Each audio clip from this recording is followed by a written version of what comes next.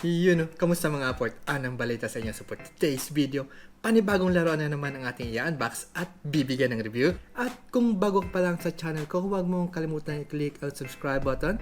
I-hit mo na rin ang like, mag-leave ka na rin ng comment para mas marami pa tayong ganitong content in the future. And for today's video, i-unbox na naman natin ang isa sa solid na figures from Ichiban Kuji. At ito na siya. Bam! Ayan. Ito ay ang Dragon Ball VS Omnibus Ultimate A-Prize Super Saiyan 3 Son Goku Dragon Ball GT na Master Life. Kung fan ka ng Dragon Ball GT o kaya naman ay ng Super Saiyan 3 Son Goku, sigurado namang magugustuhan mo ang video natin ngayon.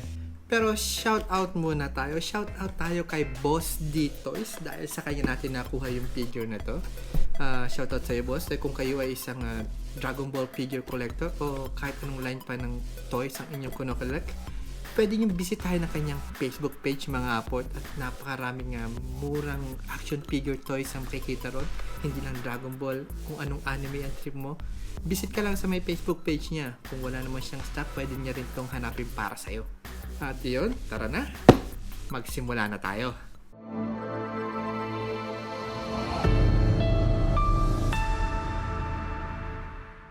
So, quick background lang mga aport. Ang Ichiban Kuji ay isang lottery style na merch system sa Japan kung saan may chance ka makakuha ng mga high quality figures at usually limited edition pa. Yung line na BS Omnibus Ultimate ay kilala sa pagbibigay ng mga high-end quality figures na may detailed sculpt at malalaking size. At itong Prize A, siya yung isa sa main highlight ng set, pero syempre nandiyan pa rin yung last one version bukod dito. So, ang version natin ay si Super Saiyan 3 Son Goku from Dragon Ball GT.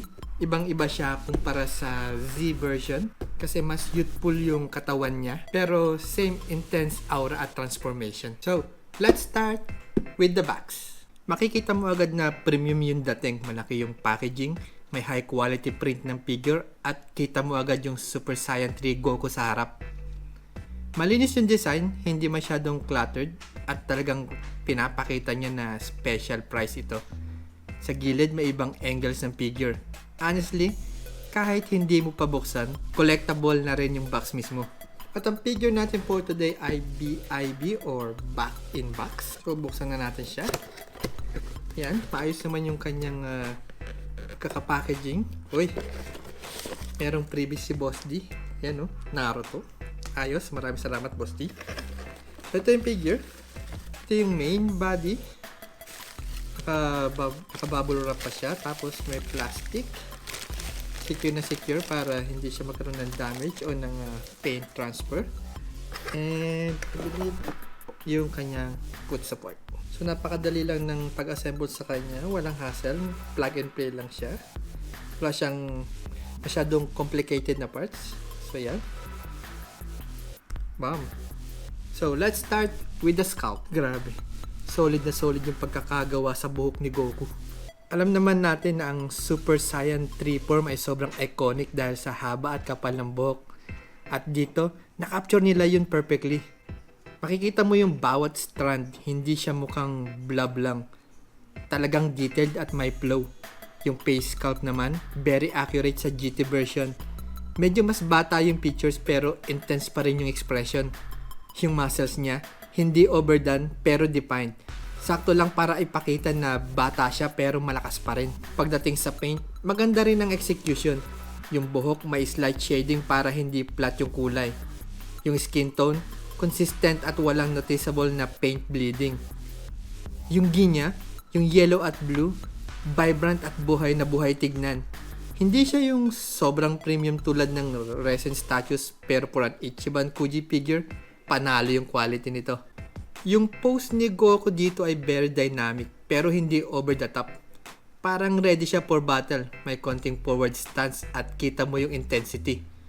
Pag nilagay mo siya sa shelf, madali siyang mapapansin dahil sa laki ng buhok at overall presence. Hindi siya yung boring na straight standing pose. Sa size naman, typical Master Life scale siya, medyo malaki kumpara sa standard figures. Kung may iba kang Ichiban Kuji figures, swak na swak siya sa display. At dahil SSJ3 siya, mas lalo siyang mukhang malaki dahil sa buhok. Pros and cons tayo. Sobrang detailed ng sculpt nito, lalo na yung buhok.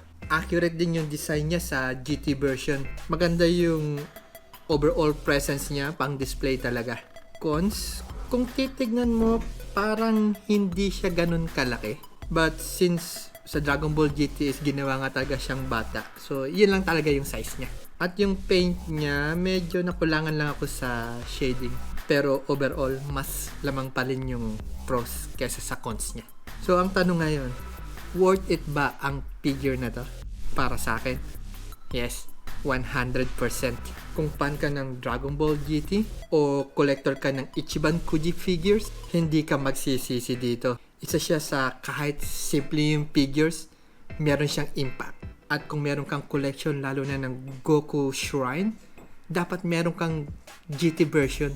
Ikaw, anong tingin mo sa figure na to? Paki-comment naman sa baba. And that's our vlog for today. Kung bago ka sa channel ko, please huwag mong kalimutan i-click ang subscribe button. Click mo na rin ang notification bell at i-follow mo ako sa aking Facebook page para updated ka sa mga susunod nating video. Kaya paano pa nga ba? See you again sa susunod nating video.